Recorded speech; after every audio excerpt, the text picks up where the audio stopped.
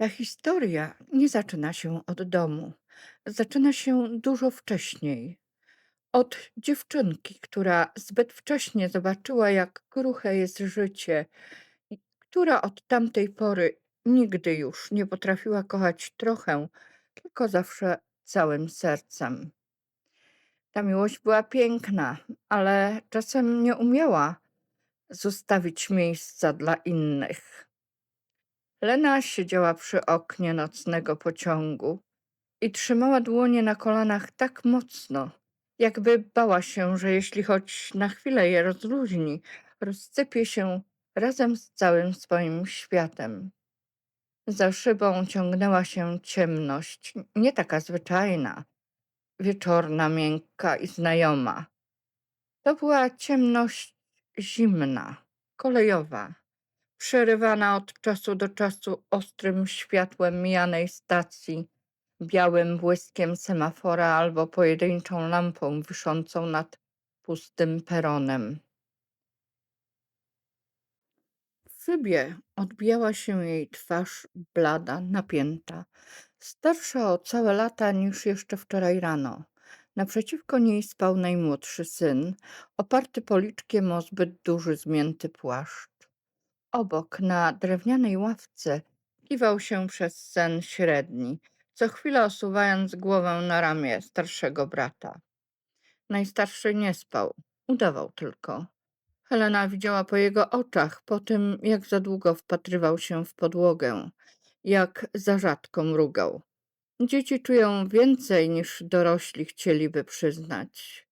Najmłodszy miał 3 lata, średni 5, najstarszy 7.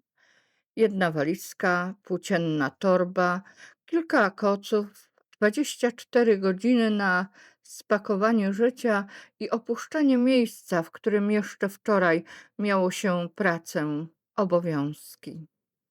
Znajome twarze, codzienny rytm i złudzenie, że jutro będzie podobne do dziś. A dzień wcale nie zapowiadał się źle. To właśnie było najgorsze. Nie zaczął się burzą, nie awanturą, ani nie krzykiem. Zaczął się zwyczajnie. Tak zwyczajnie, że dziś wydawało się jej to niemal okrutne.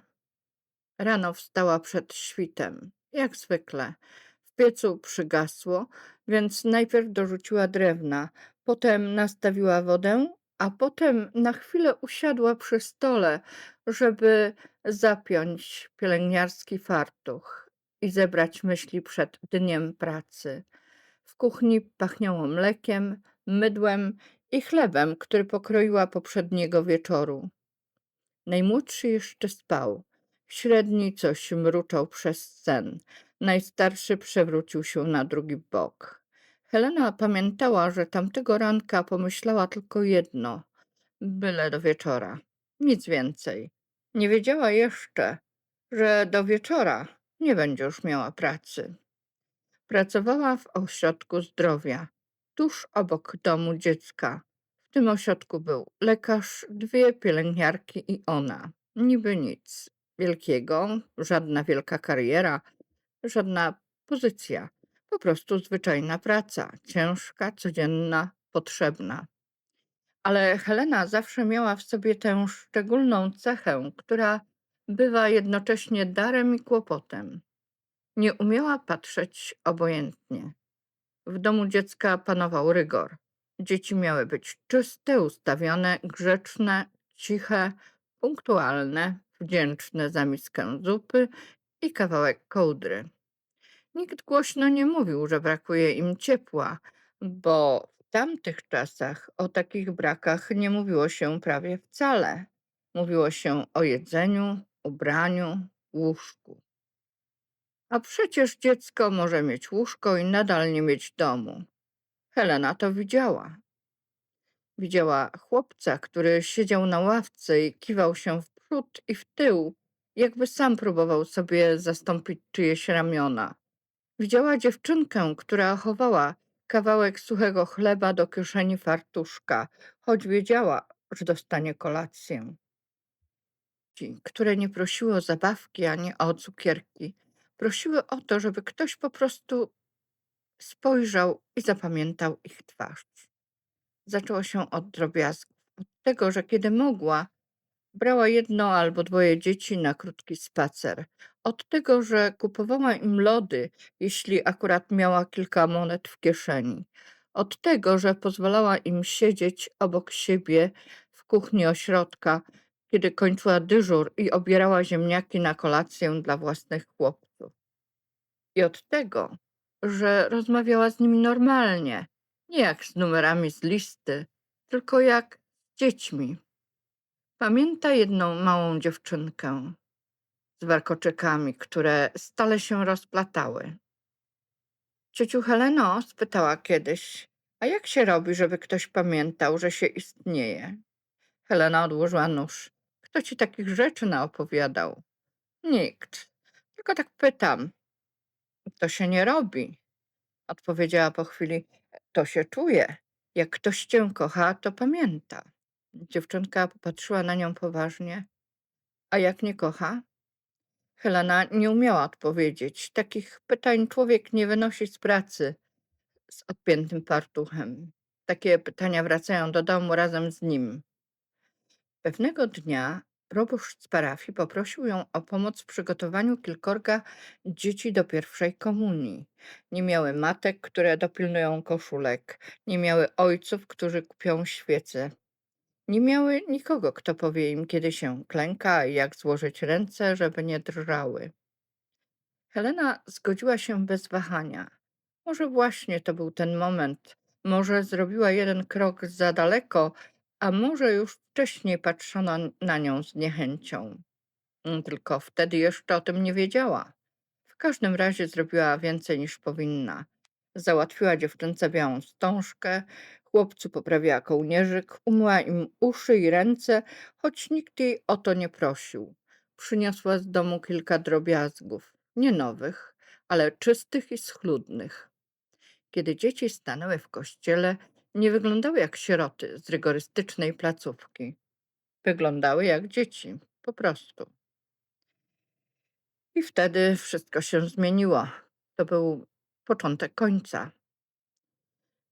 Nie trzeba było za wiele. Po prostu komuś się to nie spodobało. Zawsze znajdzie się ktoś, komu przeszkadza cudze serce, jeśli serce nie mieści się w regulaminie. Wezwano ją do gabinetu. Był tam dyrektor, była jedna z pielęgniarek. Leżały jakieś papiery starannie wyrównane do brzegu biurka. Heleno, powiedział dyrektor tonem człowieka, który lubi, gdy jego własny głos brzmi rozsądnie. Przekroczyła pani swoje kompetencje. Czym? Spytała. Angażowaniu się ponad miarę. Nad miarę. Jakby dobro miało miarkę i jakby litość trzeba było ważyć, jakby serce miało formularz. Te dzieci potrzebowały tylko, zaczęła. Nie o dzieci tu chodzi, przerwał dyrektor. Chodzi o porządek. Helena patrzyła na niego długo. Czasem porządek jest po prostu wygodnym słowem na brak serca. Pielęgniarka drgnęła. Dyrektor zesztywniał. I wtedy właśnie Helena zrozumiała, że to już koniec. Nie trzeba było więcej słów. Dostała wypowiedzenie. 24 godziny na to, żeby zabrać trzech chłopców i wynieść się z miejsca, które jeszcze rano było jej światem. Pociąg szarpnął. Najmłodszy poruszył się przez sen cicho i zaczął pochlipywać, nie budząc się jeszcze na dobre. Helena pochyliła się, poprawiła mu kołnierz sweterka i pogłaskała go po włosach. Mamo, mruknął. Jestem, szepnęła. Śpi. Najstarszy podniósł głowę. Daleko jeszcze? Jeszcze trochę. A tam ktoś na nas czeka? To pytanie zabolało ją bardziej niż cała reszta, bo dzieci zawsze pytają najprościej, czy ktoś czeka, czy będzie ciepło, czy da się zasnąć, czy będzie chleb. Nie pytają o godność, o upokorzenie, o niesprawiedliwość systemu. One pytają o to, co najważniejsze. Będzie dobrze, odpowiedziała. Nie skłamała, po prostu jeszcze nie wiedziała, w jaki sposób to będzie prawdą. Do małego miasteczka dotarli po pierwszej w nocy. Stacja była niemal pusta. Jedna lampa świeciła się nad peronem żółtym, zmęczonym światłem. Kurz i chłód. Dzieci były śpiące, zmarznięte i zmęczone podróżą. Najstarszy dźwigał mały tobołek, choć wcale nie powinien. Średni marudził, że bolą go nogi. Najmłodszy trzymał się jej spódnicy. Przed nimi była droga, około 3 kilometrów. Żadnego powitania, żadnego znajomego głosu, tylko noc, wieś i pojedyncze psy, które szczekały gdzieś w oddali. Helena ścisnęła rączkę najmłodszego i ruszyła. Szła szybko, choć walizka ciążyła jej w dłoni coraz bardziej. Nie dlatego, że była słaba, dlatego, że nie miała wyboru. Kiedy człowiek prowadził troje małych dzieci przez noc, strach nie znika, ale ustępuje obowiązkowi. Najstarszy szedł dzielnie. Mamo, a wrócimy kiedyś? Spytał po dłuższej chwili. Nie odpowiedziała od razu. Nie wiem, powiedziała w końcu. To była jedna z najuczciwszych odpowiedzi, jakie kiedykolwiek dała. Nie wiem. Czasem właśnie to jest cała prawda. Nowa praca okazała się inna od poprzedniej. Nie było tam dzieci, nie było domu dziecka, nie było tych małych twarzy, które wyczekiwały kogoś, kto przyniesie im lody albo po prostu usiądzie obok. Byli starsi ludzie, chorzy, samotni, zmęczeni, nieufni. Czasem uparci, tacy, którzy nie mieli siły dojść do przychodni, a jednak potrzebowali zastrzyku, opatrunku, zwykłego zbadania ciśnienia, kogoś, kto wysłucha, że boli bardziej niż wczoraj. Helena była tam jedyną wykwalifikowaną pielęgniarką i znowu mogła zrobić tylko tyle, ile do niej należało. Ale znowu zrobiła więcej. Zaczęła jeździć do starszych ludzi po pracy, nie za pieniądze i nie z obowiązków, bo wiedziała, że jeśli nie pojedzie, nikt tego nie zrobi. Przychodziła do domu, w którym pachniało wilgocią, lekarstwami, samotnością. Robiła zastrzyki. Zostawiała na stole herbatę, jeśli widziała, że kubek jest pusty od rana. Czasem poprawiała koc, czasem wysłuchiwała czyjegoś opowiadania po raz 10. Czasem tylko siedziała chwilę dłużej, bo starsza kobieta patrzyła na nią tak, jak patrzy się na kogoś, kto przypomina, że świat jeszcze o człowieku nie zapomniał. Jedna z sąsiadek spytała ją kiedyś: „I po co ty to robisz? Za darmo?” Helena wzruszyła ramionami. Bo nie umiem inaczej. To zdanie zostało z nią na długo, może nawet na całe życie. Minęły lata. 7, może 8. A w takich historiach czas przestaje się liczyć dokładnie. Liczy się raczej po dzieciach, który urósł, który przestał płakać w nocy, który zaczął chodzić do szkoły, który pierwszy raz wrócił sam do domu. Potem przyszły kolejne zmiany, decyzje, które nie były łatwe. Nowy kraj, Niemcy, znów pakowanie, znów droga, znów zaczynanie od początku.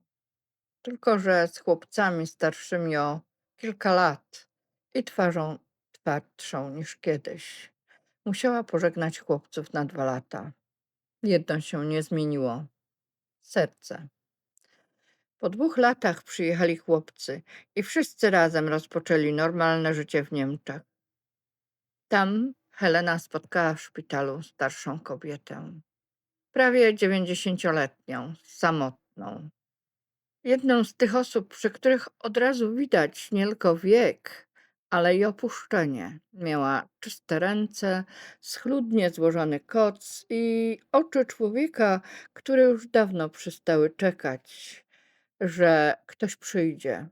Helena zapytała ją, kto ją odwiedza. Kobieta uśmiechnęła się bladym, uprzejmym uśmiechem starszych ludzi, którzy nauczyli się nie robić nikomu wyrzutów. Nikt. Takie nikt jest ciężkie, ma wagę całego życia, a najbardziej ciężkie jest wtedy, gdy nie ma rodziny, żeby odebrać ze szpitala. Helena wróciła do domu i powiedziała synom: Tam jest kobieta, jest sama. Chciałabym, żeby z nami zamieszkała. Trzech chłopaków spojrzało po sobie. Na jak długo? Spytał jeden. Helena westchnęła. Na tyle, ile trzeba będzie. I tak się stało. Starsza pani zamieszkała z nimi. Nie jako obowiązek, nie jako pacjentka, jak ktoś, komu przy stole postawiono talerz, komu dano kubek herbaty i powiedziano: proszę usiąść. Była z nimi rok. Nagle znalazła dom, rodzinę, rozmowy, śmiech, zwyczajność. I właśnie po roku przypomniała sobie o niej rodzina. Przyszli. Zainteresowali się. Zabrali ją. Helena nic nie powiedziała. Wiedziała już wtedy za dużo o ludziach, by się dziwić, ale synowie zapamiętali tę lekcję na całe życie. Kiedy ktoś jest sam, często nie ma czasu nikt. Kiedy ktoś już ma dom, nagle znajdują się krewni.